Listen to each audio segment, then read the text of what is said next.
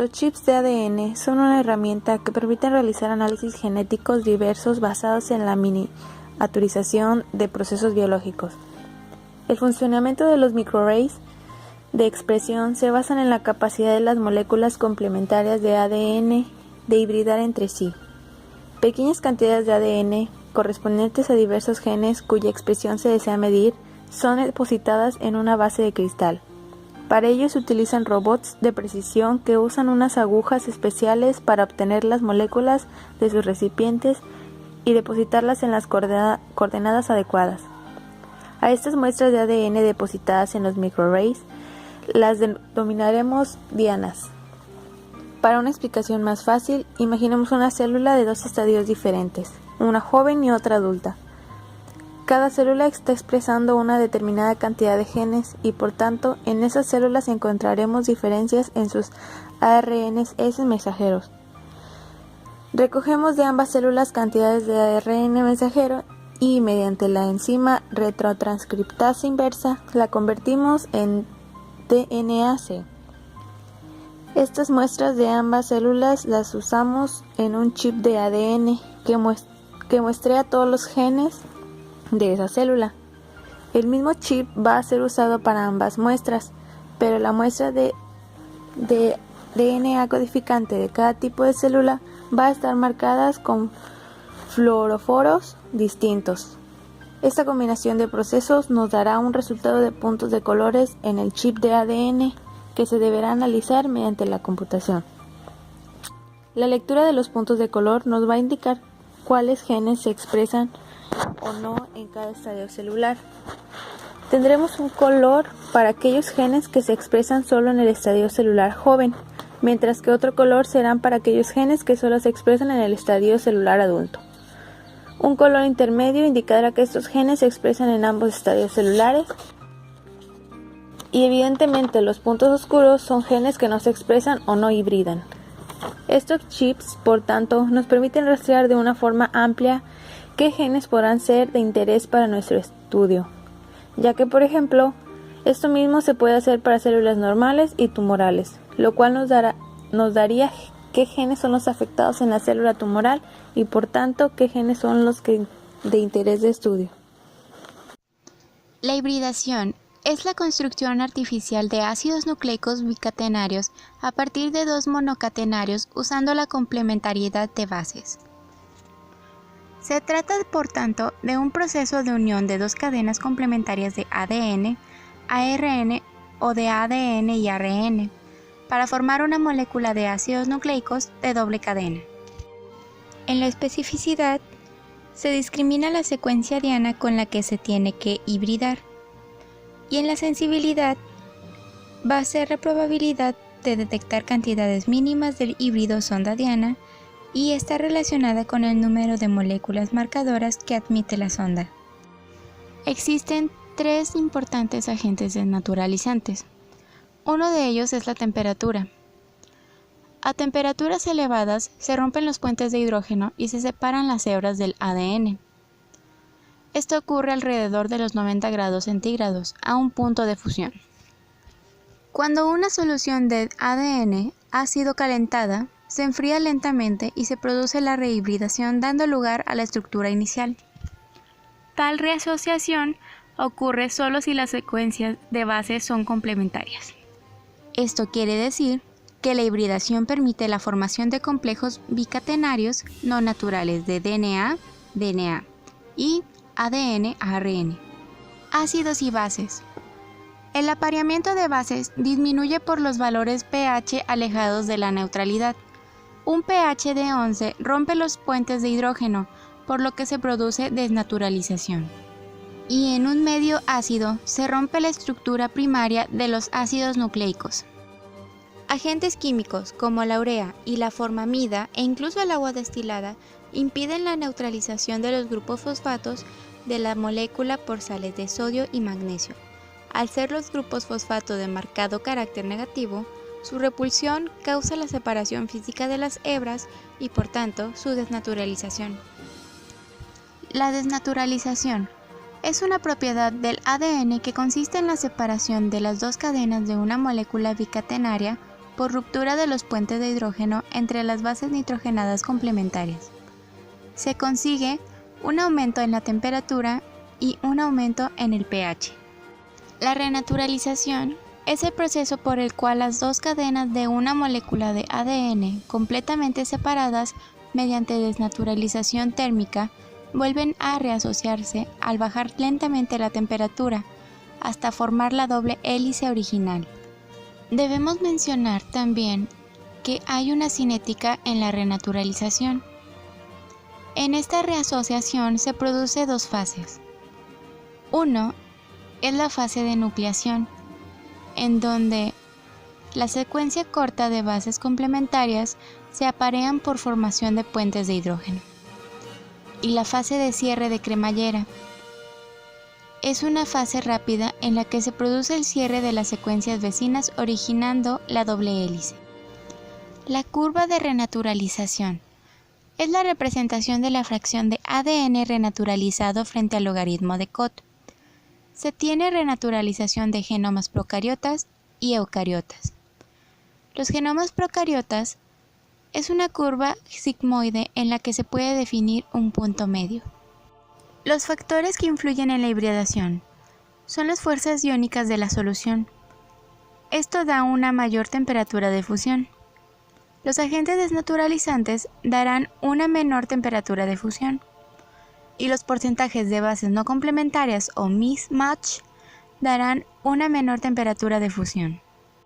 En la hibridación, el híbrido sonda secuencia diana tiene las mismas propiedades que una molécula bicatenaria de ADN en cuanto a desnaturalización y renaturalización.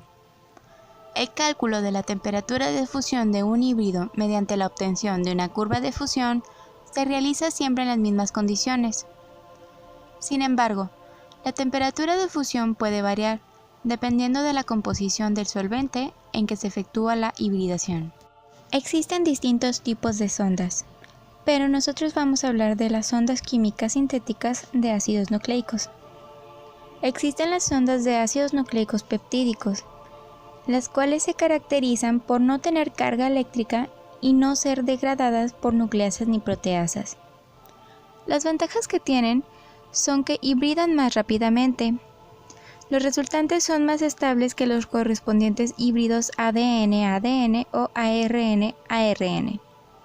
Sus fuerzas iónicas del medio influyen muy poco en la estabilidad de los híbridos formados por sondas PNA y son muy específicos. Sus desventajas es que tienen menos solubilidad y menor tamaño que las ADN o ARN, y solo se pueden obtener por síntesis química. Las sondas de ácidos nucleótidos bloqueados.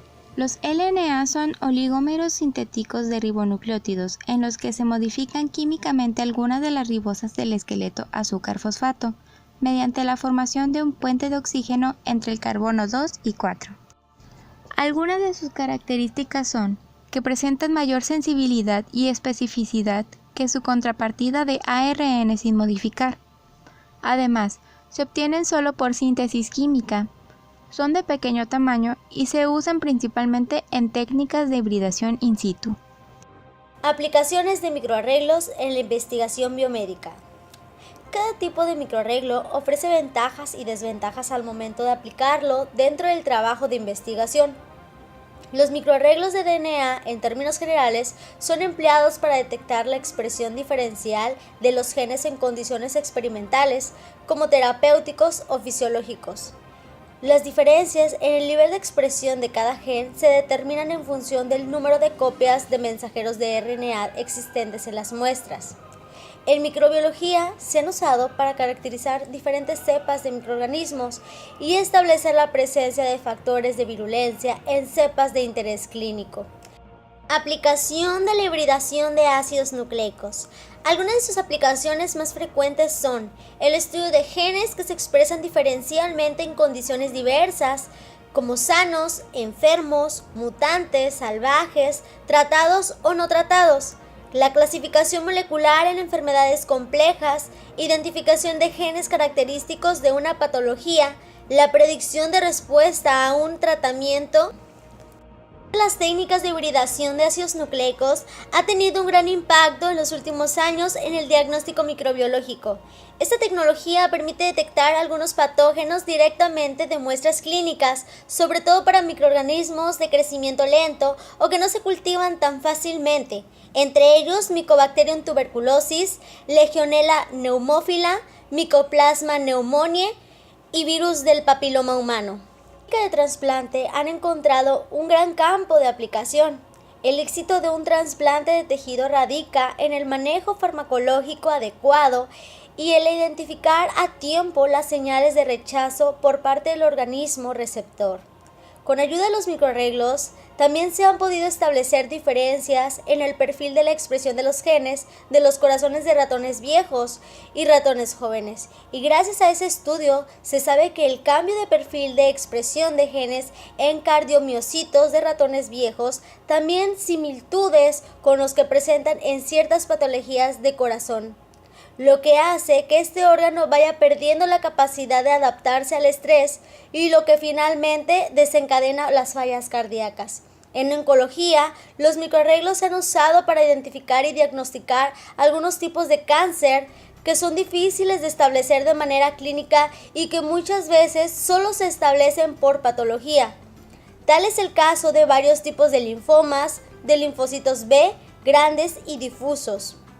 Cabe mencionar que el poder de predicción sobre el pronóstico de evolución de la enfermedad se ha alcanzado con el estudio molecular del cáncer y ha aumentado con el uso simultáneo de los microarreglos de tejidos y microarreglos de proteínas.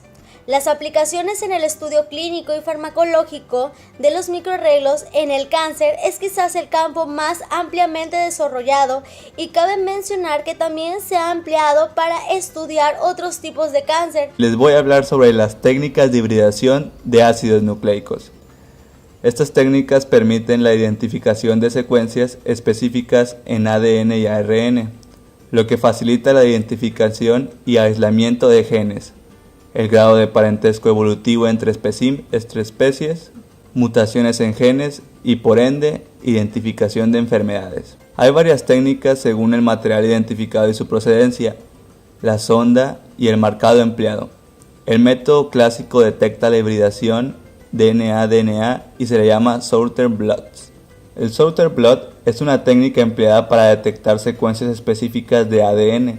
El ADN genómico se digiere mediante enzimas de restricción de secuencia de corte poco frecuente en fragmentos menores y estos son separados mediante una electroforesis en un gel. El ADN es desnaturalizado, transferido y fijado a un filtro de nitrocelulosa o nylon.